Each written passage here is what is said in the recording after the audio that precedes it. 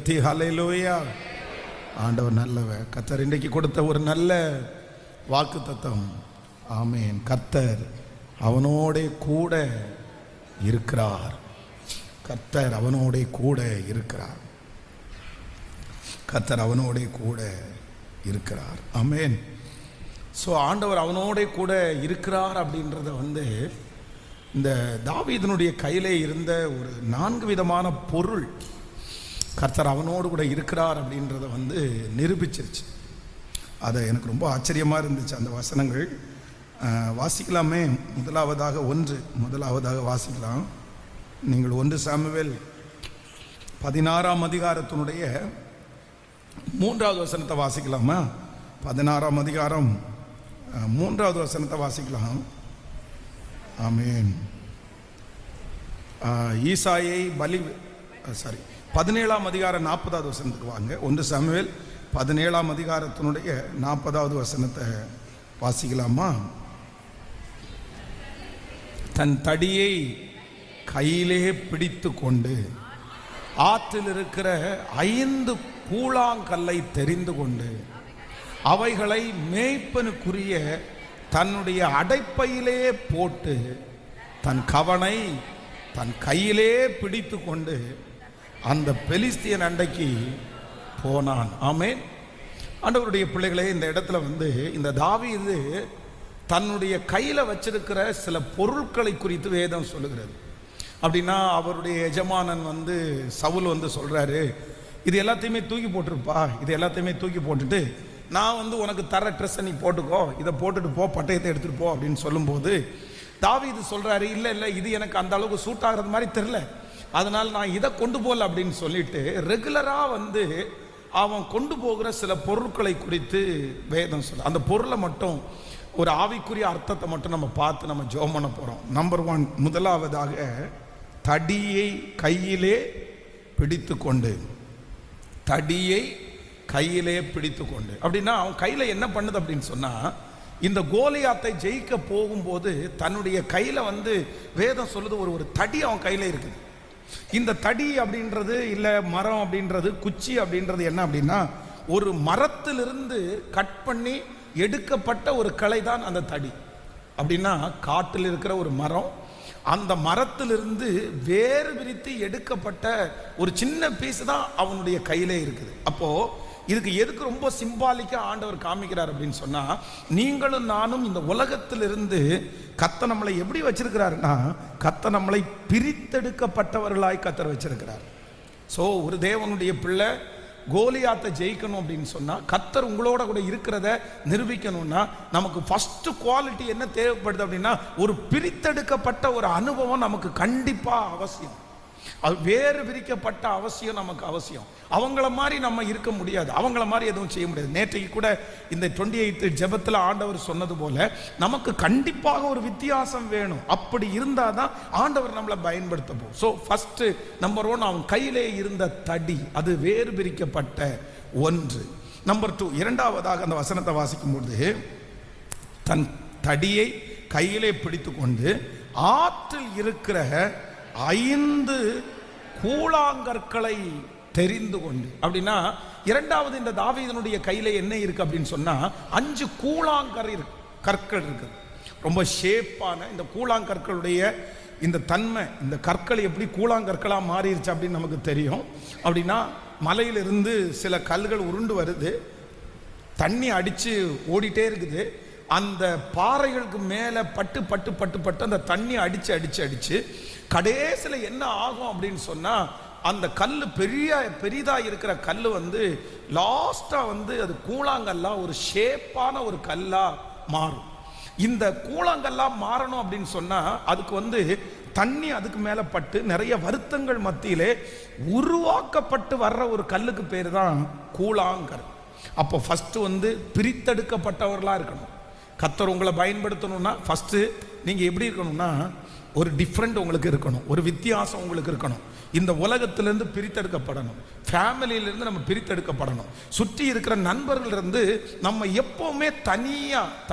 நேற்றைக்கு சொன்னது மாதிரி இவன் தனியாய் வாசம் பண்ணுவான், இவன் தனியாய் வாசம் பண்ணுவான். அப்ப நம்முடைய எண்ணம், நம்முடைய இது எல்லாமே தனியா தான் இருக்கணும், வித்தியாசமா தான் இருக்கணும். கொஞ்சமாவது நம்மிடத்துல ஒரு வித்தியாசத்தை இந்த உலகத்துல இருக்கிறவங்க கண்டுபிடிச்சே ஆகணும். இந்த 100 நாளைக்குள்ள நீங்க என்ன பண்ண போறீங்களோ இல்லையோ, அந்த வித்தியாசம் உங்களுக்குள்ள இல்லைன்னா அந்த வித்தியாசத்தை நீங்க கொண்டு வந்து தான் ஆகணும். வேற வழியே இல்லை. அந்த வித்தியாசம் உங்களுக்குள்ள வரல அப்படின்னா நீங்க இன்னும் ரட்சிக்கப்படலைன்னு அர்த்தம். நீங்க அந்த ரட்சிப்புக்குள்ள அனுபவம் இன்னும் உங்களுக்குள்ள வரலன்னு அர்த்தம். இன்னும் உலகத்துக்குள்ளதான் நீங்க இருக்கிறீங்க. அந்த டிஃபரெண்ட் என்னைக்கு உங்களுக்கு வருதோ அன்னைக்கு தான் நீங்க உண்மையான அந்த ரட்சிப்புக்குள்ள அனுபவத்துக்குள்ள நீங்க காலடி எடுத்து வச்சிட்டீங்க. ஞானஸ்நானம் எடுத்த உடனே நம்ம ரட்சிக்கப்பட்டதா அர்த்தம் கிடையாது. அபிஷேகம் பெற்ற உடனே நம்ம ரட்சிக்கப்பட்டதா அர்த்தம் கிடையாது. ரட்சிப்பு அப்படின்னா என்ன அப்படின்னா, நாள்தோறும் ரட்சிக்கப்படுகிறோம். டெய்லி ரட்சிப்பு நடக்குது அப்படின்னா டெய்லி ஒரு மாற்றம், டெய்லி ஒரு சேஞ்ச் நமக்குள்ள நிறைய பேர் கண்டுக்கணும். அவங்கள மாதிரி எப்பவுமே நம்ம இருக்க முடியாது. அதை நீங்க செக் பண்ணி பாருங்க, தயவு செய்து செக் பண்ணி பாருங்க. நீங்க உங்க மற்றவங்க மாதிரி தான் நீங்க இருக்கிறீங்களா, இல்ல ஒரு வித்தியாசமா தெரியுறீங்களா?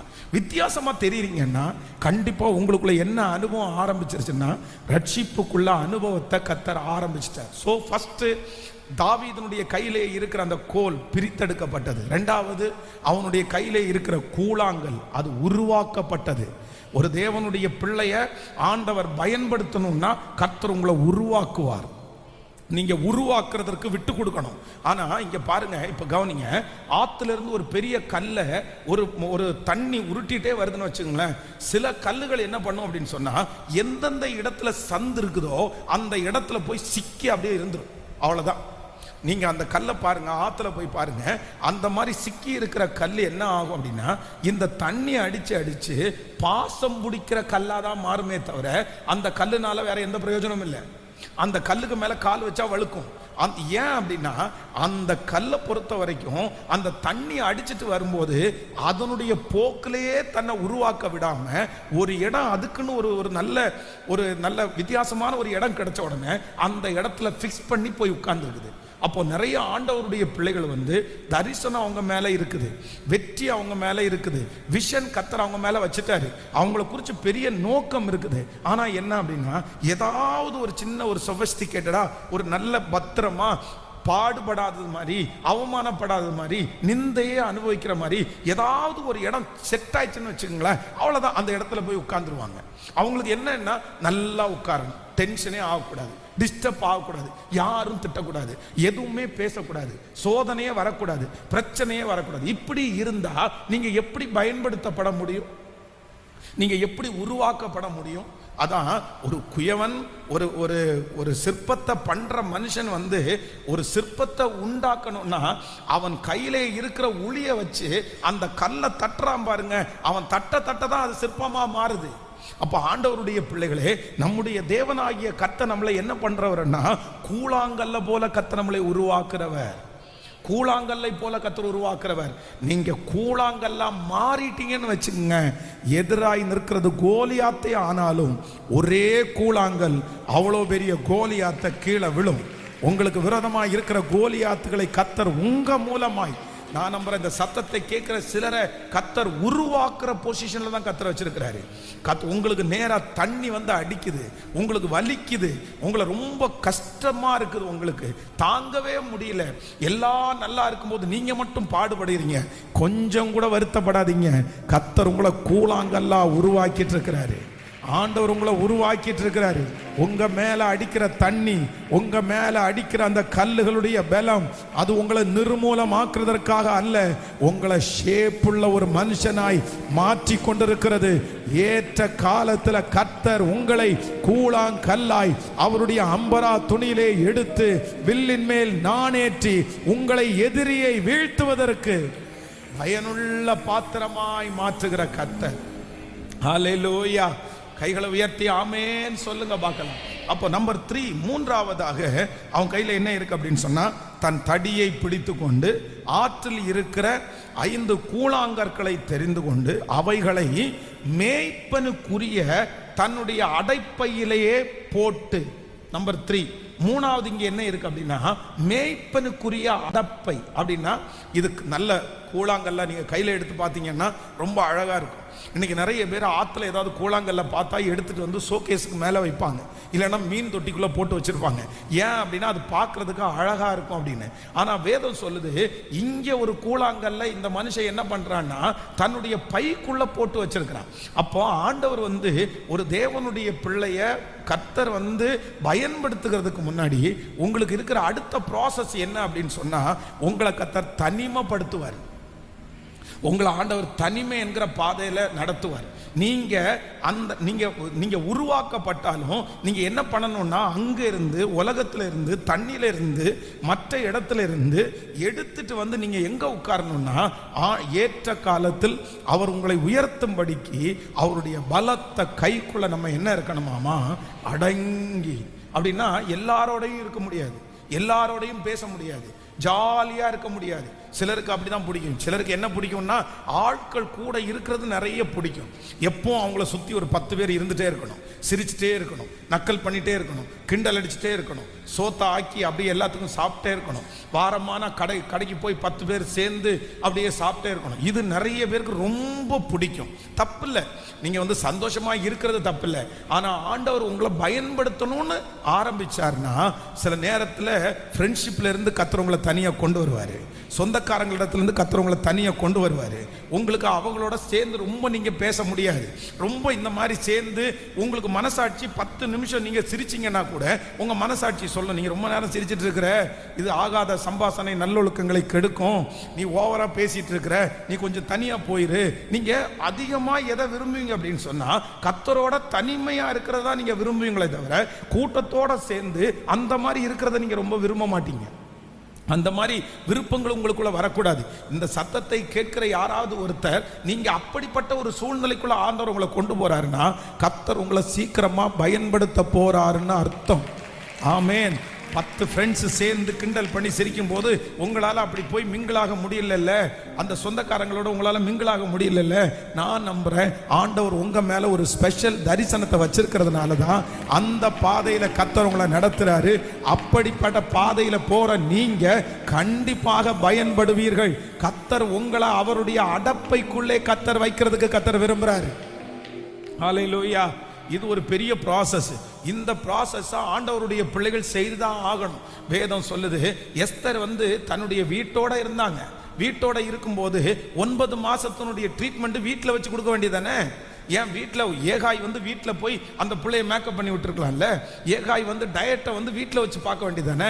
ஆனால் இல்லை, எஸ்தர் ராஜாவுக்கு முன்னாடி நிற்கணும் அப்படின்னு சொன்னால் 6 மாதம் 6 மாதத்தினுடைய ட்ரீட்மெண்ட்டுக்கு எங்கே வரணும்னா, தன்னுடைய சித்தப்பாவை விட்டு, தன்னுடைய சித்தியை விட்டு, தன்னுடைய ஃப்ரெண்ட்ஸை விட்டு, தன்னுடைய வீட்டை விட்டு தனியாக வந்து அரண்மனையிலே தனியாக வைத்து அவளுக்கு ட்ரீட்மெண்ட் கொடுக்குறாங்க. அங்கதான் ஆண்டவர் உருவாக்குறாரு. அப்போ ஆண்டவருடைய பிள்ளைகளே, கர்த்தர் நம்ம மேல பெரிய நோக்கம் வச்சிருக்கிறாருன்னா, சில நேரத்தில் ஆண்டவர் என்ன வேலை பண்ணுவாருன்னா, இந்த கூட்டை கலைக்கிற வேலை நடக்கும். நீங்க கூட்ட கலைக்கிற வேலையை பார்த்து நீங்க பயப்படவே கூடாது. சில நேரத்தில் சில அம்மா அப்பாவுக்கு என்ன பிடிக்கும்னா, ரொம்ப பிடிக்கிறது என்ன அப்படின்னா, எல்லாரும் ஒரே வீட்டுக்குள்ள இருக்கணும்னு விரும்புவாங்க. எல்லாரும் ஒரு வீட்டுக்குள்ள இருக்கணும், பிள்ளைங்க கூட இருக்கணும். இந்த பையன் கல்யாணம் பண்ணா மனைவியோட சேர்ந்து குழந்தை குட்டிகளோட எங்கிட்ட தான் இருக்கணும். இந்த பையன் கல்யாணம் பண்ணா குழந்தை குட்டியை வீடு கட்டும் போதே சிலர் என்ன பண்ணுவாங்க தெரியுமா, ஃபர்ஸ்ட் ஃப்ளோர் மூத்த பையனுக்கு, செகண்ட் ஃப்ளோர் 2வது பையனுக்கு, 3வது ஃப்ளோர் மூத்த பொண்ணுக்கு, அந்த மாதிரி நிறைய பேர் கட்டுவாங்க. ஆனால் சிலது அப்படி நடக்கவே நடக்காது. ஆண்டவர் என்ன பண்ணுவாருன்னா, சில நேரத்தில் கூட்ட கலைச்சு ஒன்னொன்னா பிரிச்சு அங்கே கொண்டு போயிடுவார். இவன் இந்த மூளைக்கு, அவன் அந்த மூளைக்கு, அவன் அந்த மூளைக்கு, ஃபோன் பண்ணா கூட எடுக்க முடியாத அளவுக்கு எல்லாரும் பிரிச்சிருவாங்க. உடனே நீங்க பயப்படாதீங்க. காரணம் என்ன அப்படின்னு சொன்னா, கர்த்தர் தனித்தனியாய் உருவாக்க போகிறார். கர்த்தர் ஒவ்வொருத்தரையும் உருவாக்க போகிறார். அவர்கள் மேல ஆண்டவர் ஒரு பெரிய திட்டம் வச்சிருக்கிறதுனால தான் அந்த கூட்டை கலைக்கிற ஒரு ப்ராசஸ் ஆண்டவர் பண்றாரு. அதனால கூட்ட கலைக்கிற ப்ராசஸ் வரும்போது ஆண்டவருடைய பிள்ளைங்க எப்பவுமே நீங்க பயப்படக்கூடாது. ஒரு சொகுசான இடத்திலிருந்து கர்த்தர் உங்களை எடுத்து ஒரு கஷ்டமான இடத்துக்குள்ள ஆண்டவர் உங்களை கொண்டு போறாருன்னா, நீங்க வருத்தமே படாதீங்க. வருத்தமே படாதீங்க. நல்ல இடத்துல இருந்துட்டு கீழே இடத்துக்கு போறதை குறித்து நீங்க வருத்தமே படாதீங்க. ஏன் அப்படின்னா, அதை விட மேலான ஒரு இடத்துக்கு கர்த்தர் உங்களை கொண்டு போகிறதற்காக தான் இந்த வருத்தத்தின் பாதையை கர்த்தர் அனுமதிக்கிறார். நான் தீர்க்க தரிசனமாய் சொல்லுகிறேன், இந்த சத்தத்தை கேட்கிற நிறைய பேரை கத்தர் அந்த பாதையில் தான் கத்தர் நடத்துறாரு. மேலே இருந்து ஆண்டவர் உங்களை கீழே கொண்டு வந்திருக்கிறாரு. பயப்பட வேண்டாம். மறுபடியும் கத்தருக்கு காத்திருக்கிறவர்கள் புது பலன் அடைந்து செட்டைகளை அடித்து உயரே உயரே உயரே. கத்தர் மறுபடியும் நம்மை கிருபையாய் ஆண்டவர் மேல கொண்டு போவார். அப்போ இந்த மூணாவது இந்த ப்ராசஸ் ஆண்டவருடைய பிள்ளைகள் நம்பர் 1 முதலாவது என்ன பண்ணணும்னா பிரித்தெடுக்கப்படணும். நம்பர் 2 இரண்டாவது என்ன பண்ணணும்னா உருவாக்கப்படணும். நம்பர் 3 மூன்றாவது என்ன அப்படின்னா நீங்க தனிமைப்படுத்தப்படணும். ஆமென் சொல்லுங்க. அடுத்த வாசகம், மேய்ப்பனுக்குரிய தன்னுடைய அடப்பையிலே போட்டு தன் கவனை தன் கையிலே பிடித்து கொண்டு அந்த பெலிஸ்தியனிடத்திற்கு கடந்து போனான். ஆமென் சொல்லுங்க. நம்பர் 4 நாலாவதாக கர்த்தருடைய பிள்ளைகள் அவருடைய கைக்குள்ள ஒரு நல்ல கவனை போல நீங்க மாறணும். ஆண்டவருடைய தரிசனத்துக்குள்ள, ஆண்டவருடைய திட்டத்துக்குள்ள, ஆண்டவருடைய யோசனைக்குள்ள அவர் என்ன நினைக்கிறாரோ, அவர் நம்மளை கொண்டு என்ன சொல்றாரோ, நம்முடைய விருப்பம் நம்முடைய ஆசை அல்ல, அவருடைய கைக்குள்ள அடங்கி இருக்கிற ஒரு கவனாய் கர்த்தர் நம்மை மாற்றுகிறதற்கு கர்த்தர் வல்லவராய் இருக்கிறார். ஹல்லேலூயா. எத்தனை ப்ராசஸ் இருக்கு? நமக்கு 4 ப்ராசஸ் இருக்கு. சொல்லுங்க. நம்பர் 1 முதலாவதாக ஆமென் பிரித்தெடுக்கப்படுகிற அனுபவம். நம்பர் 2 இரண்டாவதாக உருவாக்கப்படுகிற அனுபவம். நம்பர் 3 மூன்றாவதாக தனிமைப்படுத்தப்படுகிற ஒரு அனுபவம். நான்காவதாக அவருடைய கைக்குள்ளே அடங்கி இருக்கிற ஒரு அனுபவம். என்னுடைய இஷ்டம் என்னுடைய திறமையை வெளிப்படுத்துவதல்ல, அவர் என்னை கொண்டு நினைக்கிறதை செய்வேன் என்கிற ஒரு அர்ப்பணிப்பு நமக்குள்ள இருக்குமானால் கர்த்தர் சொல்லுகிறார், நமக்கு விரோதமாக இருக்கிற கோலியாத்தை கர்த்தர் வீழ்த்த வைப்பார். சுற்றி இருக்கிறவர்கள் நிச்சயமாய் கர்த்தர் உங்களோடு கூட இருக்கிறார் என்கிறதை காண்பார்கள். ஹல்லேலூயா. ஆமென். இன்றைக்கு இந்த 29வது நாள் கர்த்தர் நமக்கு எல்லாருக்கும் வாக்கு கொடுக்கிறார். கர்த்தர் அவனோட கூட இருக்கிறார். அப்படியே சொல்லிட்டே எழுப்பி நிற்கலாமா? கர்த்தர் அவனோட கூட இருக்கிறார். கர்த்தர் என்னோட கூட இருக்கிறார். சொல்லிக்கொண்டே கர்த்தர் என்னோட கூட இருக்கிறார். ஆமென் ஆமென். இந்த வார்த்தையை கேட்கும்படியாய் கர்த்தர் இரக்கம் செய்கிறவர். ஹல்லேலூயா. கர்த்தர் என்னோடு கூட இருக்கிறதை அநேகர் அறிய போகிறார்கள். ஆண்டவர் என்னோடு கூட இருக்கிறதை அநேகர் தெரிந்து கொள்ள போகிறார்கள். கர்த்தர் என் கூட இருக்கிறார். ஹல்லேலூயா. கைகளை உயர்த்தி ஒரு ஹல்லேலூயா.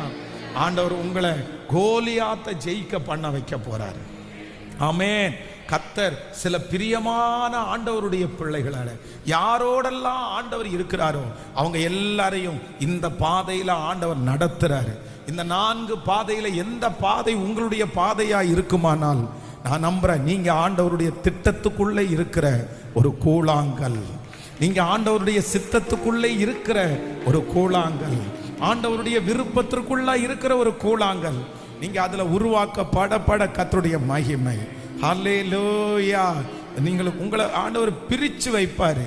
உங்களோட அவங்க உங்களோட சேர்க்கலையா, நீங்க பயப்படாதீங்க. உங்க பிள்ளைங்க சில நேரத்தில் சொல்லலாம், ஃப்ரெண்ட்ஸ் எல்லாம் என்ன சேர்க்கவே மாட்டேங்கிறாங்க, என்ன சேர்க்கவே மாட்டேங்கிறாங்க. உடனே நீங்க அவன்கிட்ட சொல்லுங்க, நீ ஒரு ஸ்பெஷல் சைல்டு, நீ வித்தியாசமான பிள்ளை. கர்த்தர் உன் மேல பெரிய திட்டம் வச்சிருக்கிறாரு. அதனாலதான் அவங்க உன்னை சேர்க்க மாட்டேங்கிறாங்க. ஆமே, நீ பிரித்தெடுக்கப்பட்ட தேவனுடைய பிள்ளை. உனக்கு அப்படிதான் ரிஜெக்ஷன் வரும். உன் மேல ஆண்டவருடைய தரிசனம் இருக்குன்னு சொல்லுங்க. ஹல்லேலூயா. சிலர் பிள்ளைங்க உங்கள்கிட்ட எனக்கு மட்டும் ஏன் மம்மி இப்படி நடக்குது, எனக்கு மட்டும் ஏன் இப்படி நடக்குது அப்படின்னு உங்கள்கிட்ட சொல்லுவாங்கன்னா நீங்க சொல்லுங்க, கர்த்தர் உன்னை உருவாக்கி கொண்டிருக்கிறார். ஆண்டவர் உன்னை உருவாக்கி கொண்டிருக்கிறார்.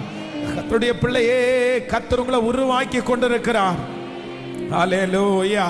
நீங்க ஷேப்பே இல்லாம இருந்தீங்க, ஆனா இந்த 100 டேஸ்ல கர்த்தர் உங்களை ரொம்ப அழகா உருவாக்கி உங்களை ஷேப் பண்ணி, ஆமென், கையில எடுக்கும் போது பக்குவமாய் அழகாய், இனி எந்த கரடு முரடும் இருக்காது, இனி எந்த கோபம் உங்களுக்குள்ள இருக்காது. உங்களை அழகாய் வடிவமைக்கிறவர், அழகாய் வடிவமைக்கிறவர். Thank you Jesus. கர்த்தர் யாருக்கும் தெரியாம உங்களை எங்க வைக்கிறாருன்னா அடப்பைக்குள்ளே. அத்தனை திறமைகள் இருந்தும் அவ்வளவு உருவாக்கப்பட்டும் அடைப்பைக்குள்ள கர்த்தர் வைக்கிறார். ஆனா அந்த அடப்பைக்குள்ள ஒரு நாள் என் ராஜாவுடைய கை உள்ள வரும். அந்த 5 கூழாங்கல்ல தேடும். அதுல ஒரு கல்லை கர்த்தர் கண்டுபிடிப்பார். அது நீங்க தான். அந்த கல்லை கண்டுபிடிச்சு தன் கையிலே எடுத்து கவனிலே வைத்து ஓங்கி சுத்தி அடிக்கும் போது கோலியாத் மல்லாக்க விழுவான். கோலியாத்துடைய அரண்கள் நிர்மூலமாகும். சத்துருடைய அரண்கள் நிர்மூலமாகும். வல்லவன் இப்போ அப்படி பயன்படுத்துகிற ஒரு கருவியாய் எங்களை மாற்றுவதற்கு அந்த அபிஷேகத்தினுடைய நிறைவு எங்கள் மேல் இறங்கட்டும். எங்களை சீர்படுத்துகிற கர்த்தர், எங்களை சிறப்படுத்துகிற ஒரு நல்ல தேவன் கர்த்தர் உன்னோடு கூட இருக்கிறார். இயேசுவின் நாமத்தினால அவர்களின் நெற்றியில இந்த 29வது நாள் கலந்து கொள்ளுகிற பிள்ளைகள் எங்கிருந்தாலும் நெற்றியில ஒரு வாக்கியம் பொறிக்கப்படட்டும். கர்த்தர் உங்களோடு கூட இருக்கிறார். கர்த்தர் உன்னோடு கூட இருக்கிறார். இந்த வார்த்தை பொறிக்கப்படட்டும். ஹalleluya.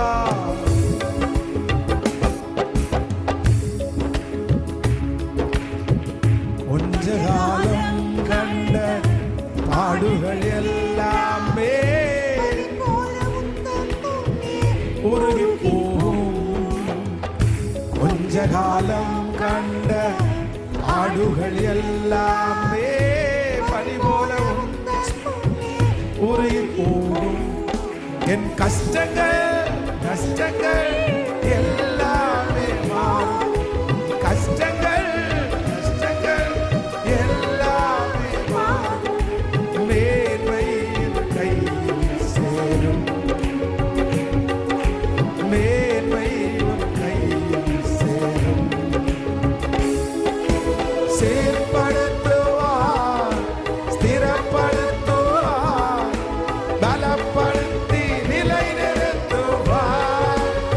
சொல்லுவோம். ஸ்திரப்படுத்துவார்,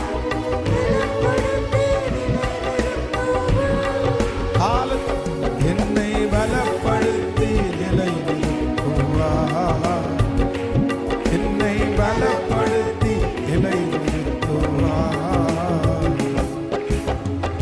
மேன்மையை தடுக்க நின்ற கூட்டங்கள் எல்லாமே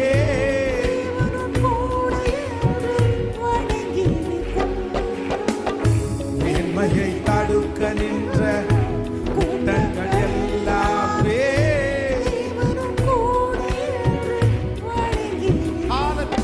உன்னை பகைத்தவர் கண்டிட்ட காயங்கள் மாறும். உன்னை பகைத்தவர் கண்டிட்ட காயம். திரும்ப சொல்லு. உன்னை பகைத்தவர் கண்டிட்ட காயங்கள் மாறும். உன்னை பகைத்தவர் கண்டிட்ட காயங்கள் மாறும். உன் மேன்மை உன் கை சேரும்.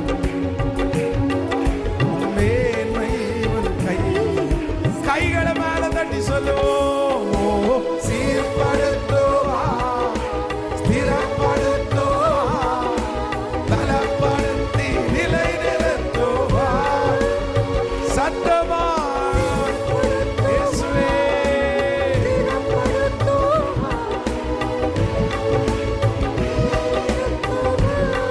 ஹalleluya. என்னை பலப்படுத்தி நிலை நிறுத்துவார். என்னை பலப்படுத்தி நிலை. ஒரு விசை கூட சொல்லு. கொஞ்ச காலம் கண்ட ஆடுகள் எல்லாமே இது நடக்கும். கண்டிப்பா நடக்கும் சிஸ்டர். S price. இது செய்வாங்க.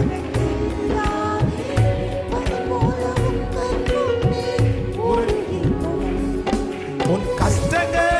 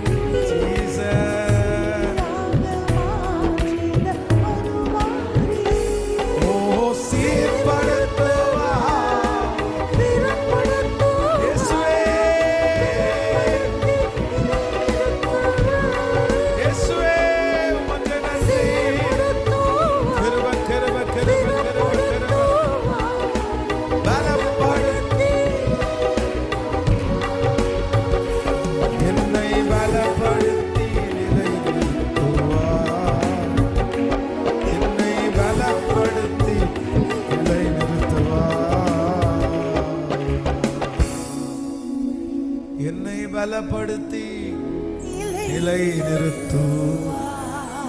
இந்த 29வது நாள் உம்முடைய அசைவாடுதலுக்காக நன்றி. நீங்க வந்ததற்காக நன்றி.